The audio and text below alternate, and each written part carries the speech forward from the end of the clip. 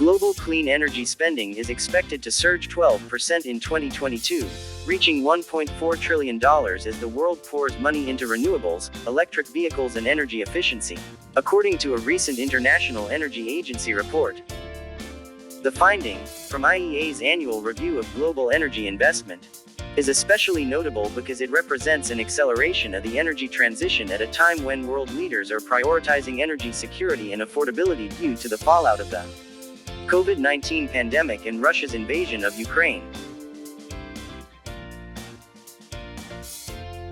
The World Bank Board of Executive Directors today approved $165 million in additional financing to support India's residential sector to adopt rooftop solar systems and make solar energy more affordable.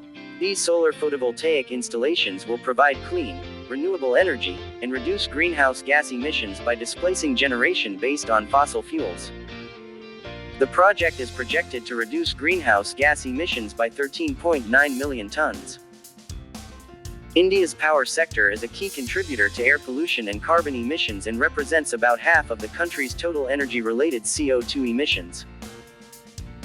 It is imperative to decarbonize the power sector by significantly increasing the use of renewable energy, said Hideki Mori, the World Bank's acting country director for India. MNRE invites proposals for indigenous technologies to scale renewable deployment. The Ministry of New and Renewable Energy has invited proposals under the Renewable Energy Research and Technology Development Program 2022 to promote the competitive development of indigenous technologies for the widespread deployment of new and renewable energy. The program aims to scale up the research and development effort during the period financial year 2021-22 to financial year 2025-26 to encourage technology developments in the renewable sector within the country. The last date to submit the bids is July 10, 2022. LyondellBasell has signed its first 2 U.S. power purchase agreements supporting the company's climate goal to procure a minimum of 50% of electricity from renewable sources by 2030. The combined agreements represent 216 megawatts of renewable energy, which is estimated to generate approximately 628,000 megawatt-hours of clean power annually. Approximately 15% of LyondellBasell's total Scope 1 and 2 greenhouse gas emissions come from its electricity consumption.